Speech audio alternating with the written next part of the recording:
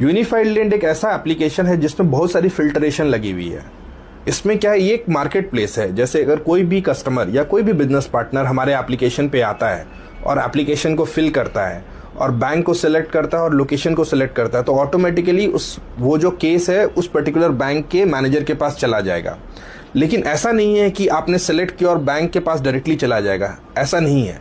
हमारा एप्लीकेशन क्या करता है कि आपके एप्लीकेशन को आपने जो फाइल उसमें डाली है, आपने जो सारी डिटेल्स फिल करी है, आपने जितने भी डॉक्यूमेंट्स उसमें अटैच किया है, उसको सारा का सारा फिल्टरेशन कर देता है।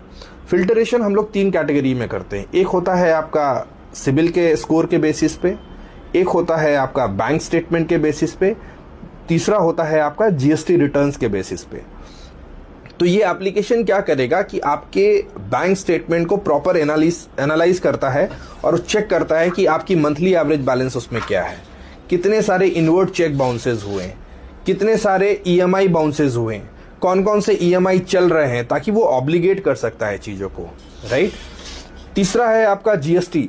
जीएसटी में क्या होता है कि आप मंथली भर रहे हैं, क्वार्टरली भर रहे हैं, हाफ ईयरली भर रहे हैं, क्या कभी जीएसटी की तरफ से पेनल्टी तो नहीं लगी है। तो ये सारे फिल्टरेशन है। एक आप ऐसे बोलिए कि एक डिसीजन दे देता है, एक ट्रिगर दे देता है कि हाँ, ये वाला फाइल जो है आपका एचडीएफसी बैंक में नहीं जाएगा, ये फाइल जाएगा बजाज कैपिटल में, और बजाज कैपिटल में आपके 95% चांसेस होंगे कि केस अप्रूव हो जाएगा।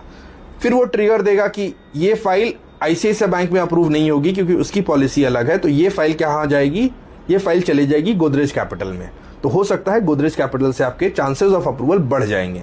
तो ये सारा क्राइटेरिया हम लोग यूनिफाइड लेंड में डाल रहे हैं ताकि कस्टमर को भी प्रॉब्लम ना हो, बिजनेस पार्टनर्स को भी प्रॉब्लम ना हो, और बैंक्स के पास भी बोगस फाइल जाने से रुक जाए। हमारा पर्पस यही है। Thank you.